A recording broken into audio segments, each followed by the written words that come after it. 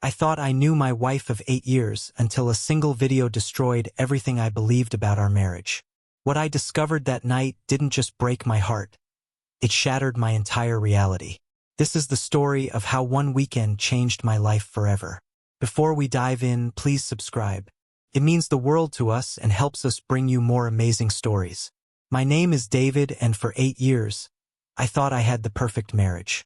Sarah and I met in college, built a life together, bought our dream house in suburbia.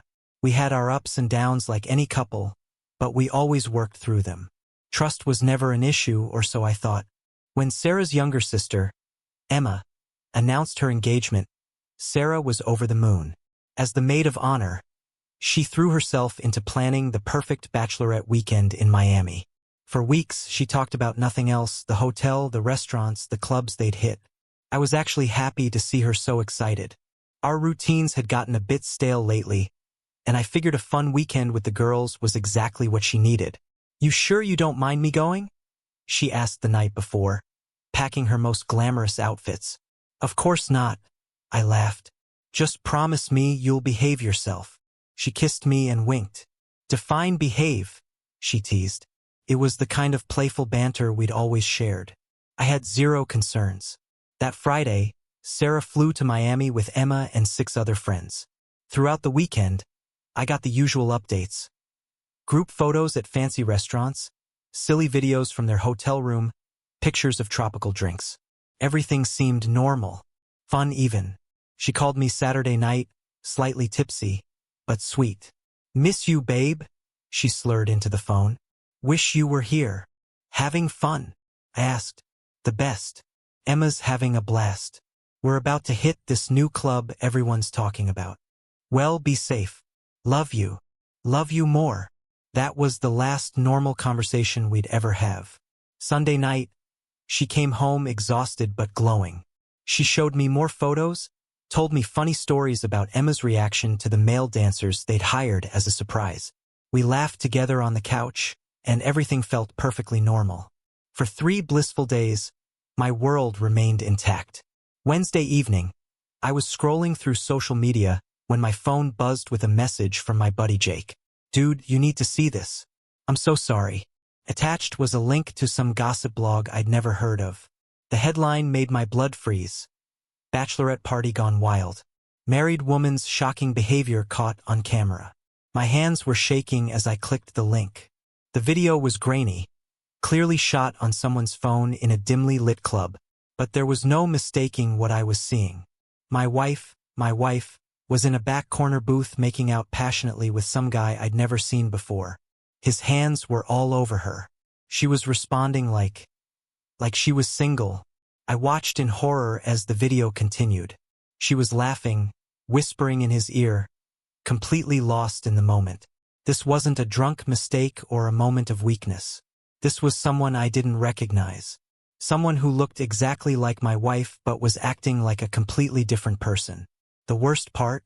The timestamp showed this was Saturday night, just hours before she called me saying she missed me. I must have watched that video 50 times, hoping I was somehow mistaken. Maybe it was someone who looked like Sarah.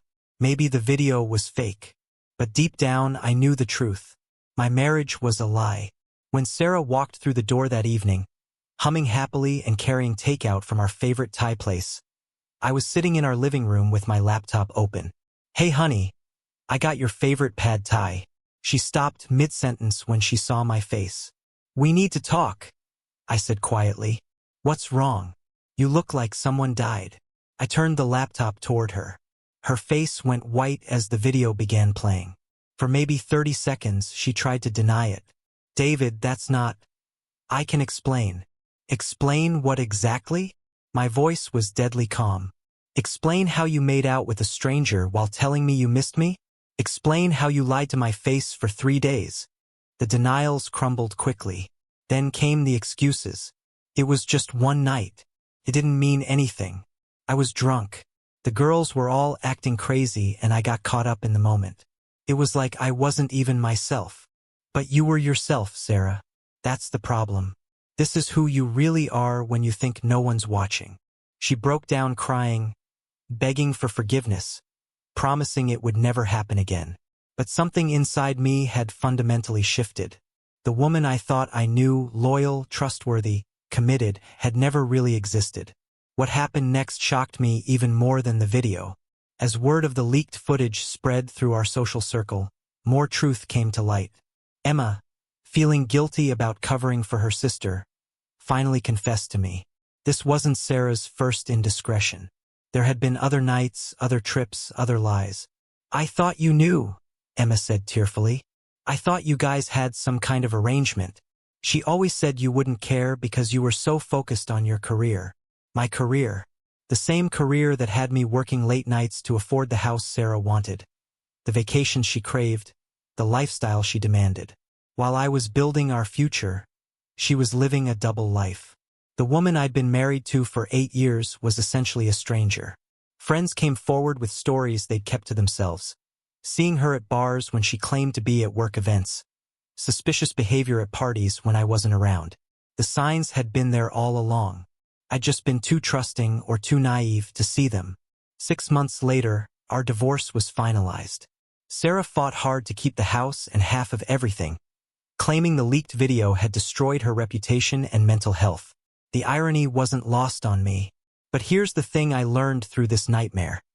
Sometimes the most devastating betrayals aren't just about what someone does to you. They're about discovering that the person you loved never really existed at all. I'm not the same man I was before that Wednesday evening. I'm more cautious now, maybe even a little cynical, but I'm also free from living a lie.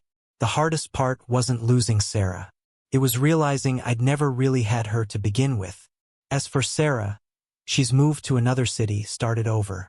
I heard through mutual friends that she's engaged again. I genuinely hope she's found whatever she was looking for, because clearly it wasn't me. Sometimes the people we trust the most are the ones capable of hurting us the deepest. But surviving that betrayal, that's when you discover who you really are. If this story resonated with you or if you've experienced something similar, let me know in the comments below. And remember, subscribe for more real stories that will make you think twice about the people in your life. Trust me, you won't want to miss what's coming.